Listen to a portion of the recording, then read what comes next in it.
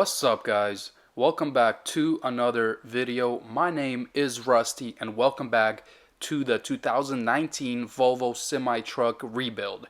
And everybody's been asking for it, so here you go, guys. We are gonna be doing the backstory to this accident, to this wreck of this semi. So just from the start, I'm gonna let you guys know there is a warning to this story. This video does contain some graphic details, but no graphic photos, so discretion is advised. I'm gonna go ahead and show you guys the interior of the cab a little more. I mean, it's nothing to look at, so I mean, if you guys are kind of squeamish, just don't look at it. There's a bunch of bad details in this video, but I will be working on my semi-truck. I will be unscrewing the underneath parts of the cab, and I'm going to be fast forwarding the video for you guys because we're about to take this cab off, and I will be telling you guys the story while I'm working on my truck. So I got an email from a family member telling me they found my video on YouTube and they know what happened to the semi-truck that I bought. He told me the story, and then he also gave me the number of the survivor of this accident. And I also talked to him and got his side of the story. So, on October 2018, heading south on I-95, there was a man and his wife in the Volvo loaded with lumber. So, my Volvo that I bought. In the morning hours, there was a drunk driver spun out on I-95 in the middle lane. The driver, the husband of the Volvo, swerved to the right to miss the car, but all of a sudden the drunk driver got out of his car and was walking to the right, so the driver of the Volvo swerved to the left so he did not hit the person, and the load shifted so hard that the tractor and trailer rolled through the median of the highway and came to rest upside down in the northbound lanes of I-95. The driver was hit really hard in the head and was bleeding all over the ceiling of the truck. That's why I showed you guys the image of the truck, and you can see the blood splatter right there. He laid in the truck for 3 hours upside down, comforting his wife before he was removed from the truck. Sadly, his wife did not make it. The responding officer was going to tase him because he wouldn't get out of the truck. The officer got his wallet and information, and when he was done, he gave everything to the tow truck driver to return to him. The driver was in critical condition and was airlifted to the hospital, where he was heavily sedated for a week.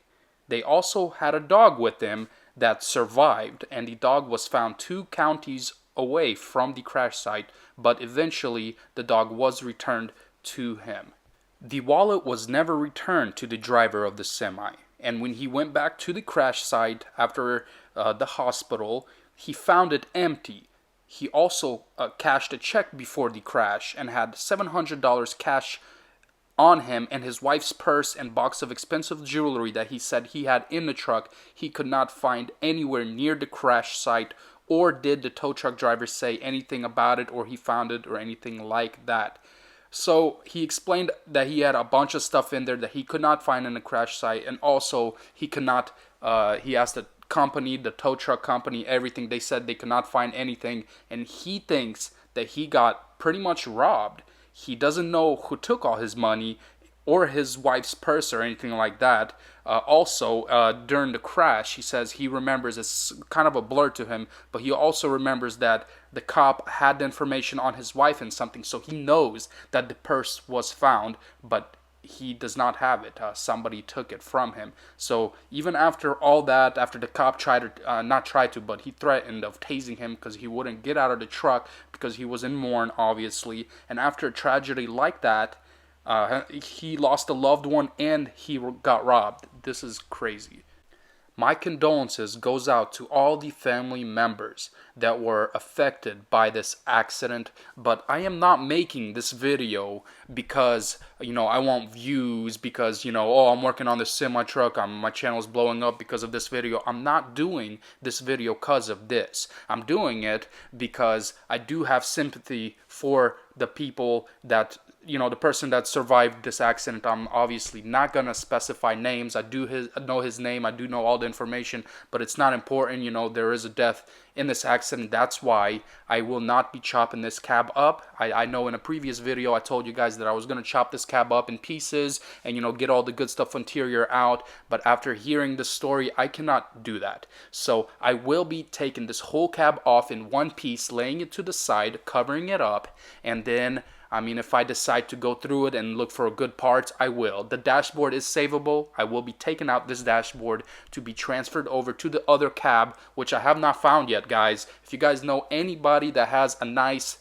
cab, it has to be a sleeper, it has to be a 760 or 780 at least. So yeah, let me know in the comments. So this is the story, guys. It's a tragedy, I know, but stuff happens. Life does go on. I'm just hoping the family members go on with their lives peacefully and forgiving for everything. You know, if there was a drunk driver in the middle of the road, you know, you have to forgive him and everything like that. But so the moral of the story is, I guess, the truck story, you know, behind the wreck, behind the scenes of this wreck, is there was a drunk driver, the truck shifted, the lumber load shifted, and the truck went to the left or to the right, and oh yeah, because it shifted to the left and right, and then the truck landed on the right side.